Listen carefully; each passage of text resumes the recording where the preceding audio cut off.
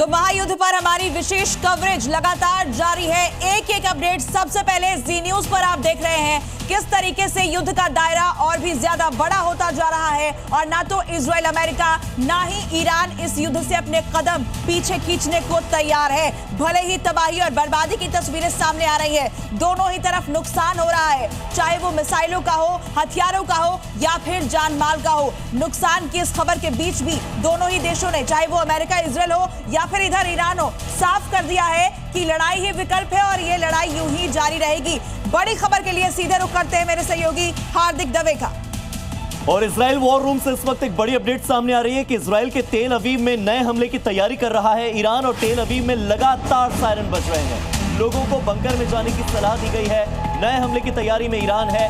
Iran ने पहले खैबर शिकन मिसाइल दागी थी, इसके बाद शाहिद 136 ड्रोन दागे थे, इसके बाद जो क्लस्टर बॉम्ब थे उनके जरिए तेल अवीव को निशाना बनाया गया था और अब ईरान अपने और अत्याधुनिक हथियारों का इस्तेमाल करने वाला है। ऐसे हथियारों का इस्तेमाल करने वाला है जो सीधे टारगेट को बर्स्ट कर देंगे और इस बार टारगेट है तेल अवीव के रिहायशी इलाके।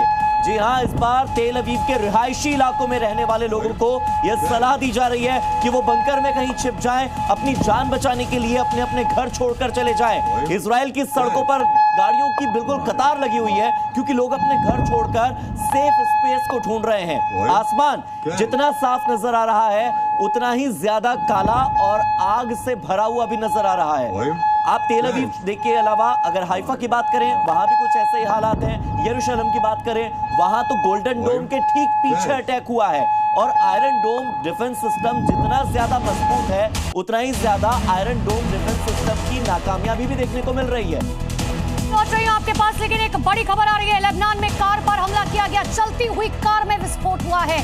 जाले शहर में कार पर यह अटैक किया गया। इस वक्त की बहुत बड़ी खबर आपको बता रहे हैं। एक तरफ लेबनान की तरफ से लगातार हमले जारी है और ये देखिए, ये तस्वीर आपको डरा देगी, दिल दहला देगी। ये तस्वीरें, चलती हुई गाड़ी में अचानक से विस्फोट होता है। अब वहां पर ड्रोन अटैक किया गया। किसने ये ड्रोन अटैक किया है, लेकिन सोचिए कि जो शख्स उस गाड़ी में बैठा था उसका क्या हुआ होगा। चलती हुई गाड़ी में जो है इसमें विस्फोट होता है और ये तस्वीर जाले शहर की है जहां पर कार पर अटैक हुआ है। डरा देने वाली ये तस्वीरें। और हमारे साथ अमित भारद्वाज जुड़ गए हैं, सीधे अमित का रुख करते हैं। अमित, तेल अवीव में अब सायरन बज रहे हैं, लोगों को सुरक्षित जगहों पर जाने के लिए, बंकर में जाने के लिए कहा जा रहा है, यानी अब ईरान का जो अगला टारगेट होगा वो इजराइल के आम लोग होंगे। बिल्कुल, देखिए हमने पहले कहा था कि ये रिटेलिएशन जो है बहुत ज़्यादा होगी और अब ये हटने वाला नहीं है ईरान। और दूसरी बात, एक और चीज़ जो बड़ा बयान है अयाल ज़मीर का, सेना प्रमुख है इजराइल के, उन्होंने कहा कि ये अब दूसरे चरण में चला गया। उस तरफ अगर अब्बास की अगर हम बात करें, विदेश मंत्री की ईरान के, उन्होंने कहा, अब्बास अरागची ने ये बात कही है कि अगर ज़मीन पर उतरे तो इतना बड़ा नुकसान करेंगे और ये बात सही भी है। देखिए, अगर ट्रंप के डिप्लोमेटिक बयान की अगर आप बात करें, खुद लड़ाकों को उन्होंने कहा कि अगर वो शामिल होना चाहते हैं तो वो रेडी है, तो वो मदद मांग रहे हैं। आप ये देखिए कि ये बहुत डिप्लोमेटिक बयान है कि अगर वो शामिल होना चाहते हैं तो आइए।